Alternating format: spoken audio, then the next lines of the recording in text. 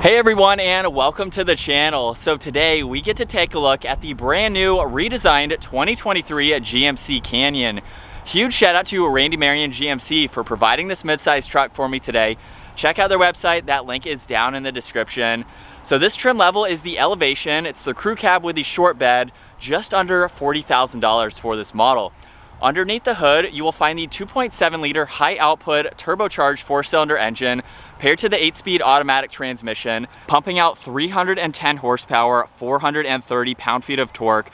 That power sent to the rear wheels. This Elevation trim level is only 2-wheel drive, weighs in right around 4,300 pounds. It'll do 0 to 60 in 7.5 seconds with a top speed of 135 miles an hour. It also has a fuel capacity of 21.4 gallons. You'll expect to see around 18 miles per gallon in the city, 23 out on the highway.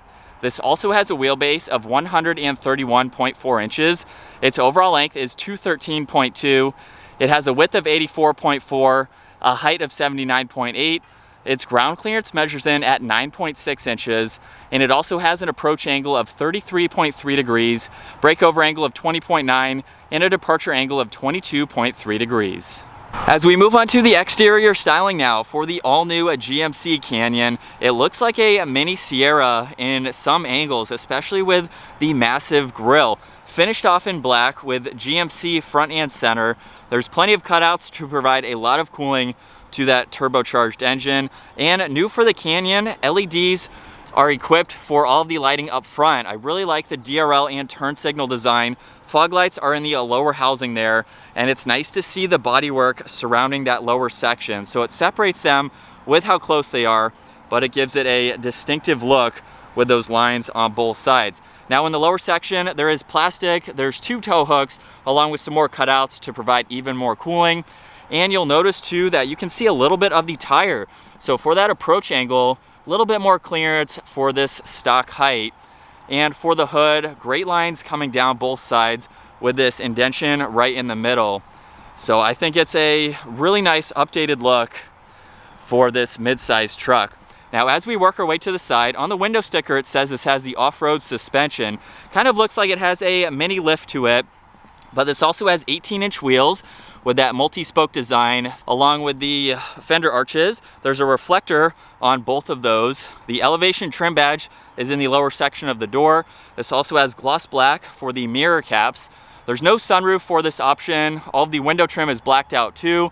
And a pretty common theme in the truck world is blacking out this middle section, so it ties in a little bit nicer with the window trim. From the side, this has a good design to it, especially with the short box. Everything is proportional. Also on the passenger side is the single exit exhaust, tucked up nicely there. And for the rear, GMC Canyon is right in the middle. This has a backup camera, LED lighting for these rear housings. The bumper is body colored, and it even has the bed steps. So along with that step, there's a grab handle in the top bed rail. So that way you can utilize that to enter and exit. This can even tow up to 7,700 pounds. Very impressive to see, especially for this engine option. Now taking a look at the short bed now, we have the full spray-in bed liner, so it's going to give you that added protection. There's tie-down hooks too.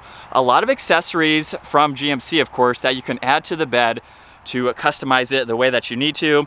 There's also a tape measure at the end of the tailgate. So if you need to use that for whatever you're doing with this truck, it's a good smaller size work truck, you have the option to do that. Now as we work our way to the interior, the door panel has a nice subtle design to it. There's leather and stitching on the armrest, along with this unique trim piece on the grab handle. There's a release handle, a little bit of storage in the lower section, basically for one drink, and then one of the speakers too. Now this model does have the cloth seats, but they have a great design to them. And for the Canyon, you still retain the storage that is up underneath the seat.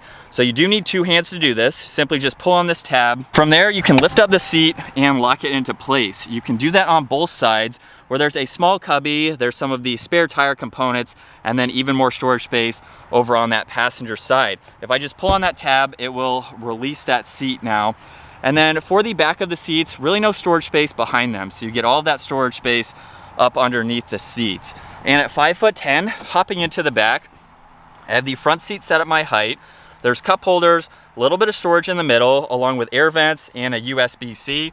And at 5'10", I have around 2 or 3 inches above my head. The seats are pretty upright, not all that unusual for a mid-sized truck, so I can be comfortable riding around town, maybe a short road trip, but I have plenty of height here to be comfortable to hop into the back.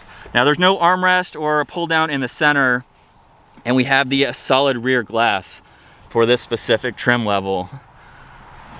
Very usable though for the size of this truck. You can also lock this using that button there. You just grab the door handle and it will unlock, of course. Same design for the front door panel. There's all the window adjustments, side mirror adjustments, lock and unlock, and then a split level for the storage space. And of course, same design for these front seats, which are manual adjusting. So all of those controls are down on the side, along with the bar to slide them forwards and backwards. And we have the all-weather floor mats for this model too. And looking at the steering wheel, it's finished off in, oh, check out this animation. That's pretty cool. So the steering wheel is finished off in solid leather. On this left side, there's the cruise control settings along with your front collision. On the right side, there's music, Bluetooth. There's a pages button for the digital gauge cluster. There's also some other controls along with Bluetooth. And on the back side, still retains volume and tuning adjustments for the radio. Let's fire up the all-new Canyon. That button's on the right side. We can bring this to life. And looking at the 8-inch digital gauge cluster now, currently miles per hour is right in the middle, and there's some fixed information like compass, outside temperature, miles until empty, odometer, and what gear you are in. If I come back to this pages button that I mentioned earlier, pushing on that once, now it pulls up with your fuel level, you have your engine temperature, some other vitals, even the tach. If I push on it one more time, there's a little bit of a split angle now with those vitals on both sides and then trip information right in the middle. Pushing on it again will pull up the audio, and then we are back to this setting here. Now just above that, this toggle is for your presets for the radio. So you can pull up your favorites very, very quickly, and that is all that you can go through. So it gives you a good bit of info to look at front and center. Now over on the left side, this does have a trailer braking system, so you can use that as needed. There's a dimmer switch for the gauges, along with one air vent. And then all new for the Canyon is this just over 11-inch infotainment system. This came out in the Sierras and is a very nice system to have. I think it looks great. It's a little bit smaller than in the full-size trucks, of course, to be more proportional for this size. But on the left side, there's a physical button for power and volume for the radio. And as you can tell on the home icon right now, there's all of these icons for your audio, your map, so you can pull that up in full screen for the Google Maps there. If I go back to home, there's phone, trailering, settings. You have Apple CarPlay, Android Auto. Go into your controls. This even has an off-road tab, so you can monitor your G-forces there or your steering angle. You have your transfer case that you can look at too. Pretty interesting to see that for this two-wheel drive model. Pitch and roll again. And you even have an overlanding tab, so you can look at your elevation along with the compass, exactly where you are. That is pretty interesting to see for this model. If I push on the cameras, currently this is a downward facing angle for the rear view camera. You do have two other icons here. You have to be in reverse in order to go through those. So by going into reverse, now we have the standard backup camera with guidelines. There's a trailering guideline, and then we can also get back to that downward facing angle. So it's pretty interesting to see that shortcut located within this. Over on this left side, going back to home, now we have shortcuts into the music. Pull up the nav like I showed earlier. When you have your phone paired, you can quickly do that. And then by pushing on the truck icon, I can go to drive and park settings to monitor. There's windows, your lighting, you even have your power locks, cameras, and some other adjustments that you can go through. You can even use this to talk to the system, as you can see right now, if you need to further go through some more information. I really like the size of this and what is offered.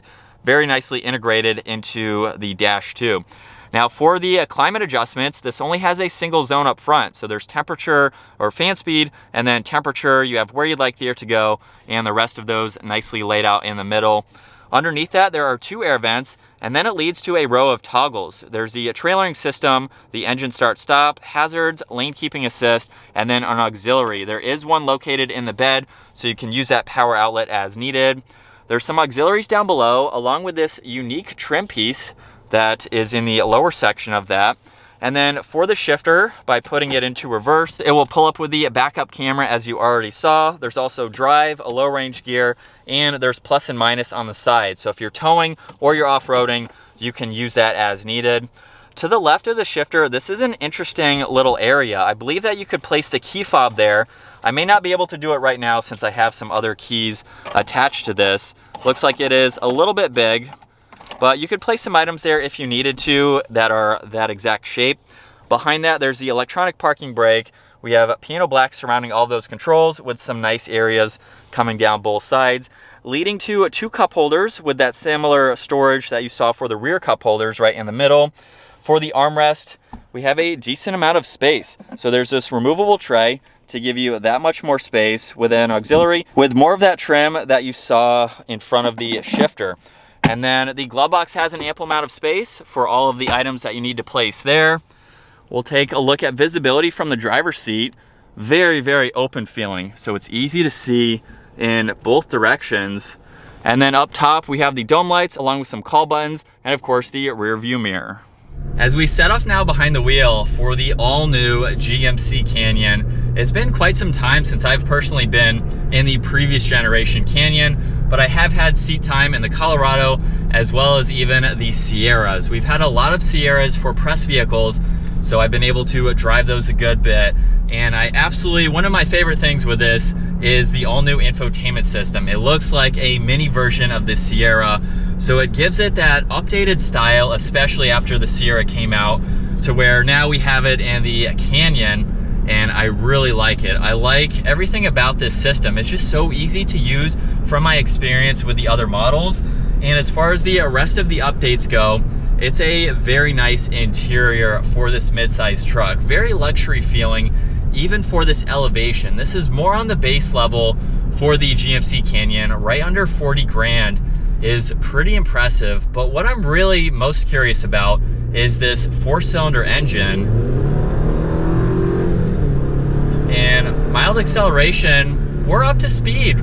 430 some pound-feet of torque is pretty impressive out of this smaller engine. So it doesn't feel, at least from that acceleration, it doesn't feel like it's underpowered by any means. We'll do another acceleration here to test that out. But here is the all-new redesigned Canyon. I love the exterior. All right, here we go. You can feel that torque definitely get up and move. It sounds like a 4-cylinder, of course. So it will be interesting if someone wants to put an aftermarket exhaust, what that will sound like for this engine. But it's got plenty of torque to get this up and moving, as well as towing, like I mentioned earlier. But the exterior looks great. Looks like a mini Sierra in some angles. The interior is very nice. We do have a base trim level, so we have the cloth seats, but it's very nice feeling on the interior. This would be a great daily driver. I also just noticed too the indentions on the side of the bed you can see from the side view mirrors here, which is pretty cool. But this would make for a great daily driver. It's a comfortable pickup truck with the window sticker saying that this has the off-road suspension. I believe it's either a leveling kit up front, maybe about a 2-inch lift all around. It seems like it has some kind of lift, but there's no specifics on the window sticker itself. And turning radius is very tight. So if you're not looking for that next level, that Sierra truck, full-size pickup, this is definitely a good option to go with. And with the suspension, it drives very smooth so far. Not even quarter throttle. That's impressive. A lot of auto manufacturers are going to some of these smaller engines, but they pump out more horsepower, better fuel economy, even stay at the same towing capacity, if not a little bit more. So while they're going away from the V6 models, things like that, we're in a 4-cylinder now, which not a lot of people are going to like, but that's the direction that auto manufacturers are going with. So if you want a Canyon, that's the engine. There might be another engine option for the GMC Canyon. I haven't looked into that, but for this 4-cylinder, it's going to give you everything and more with some added benefits. And with another acceleration, here we go.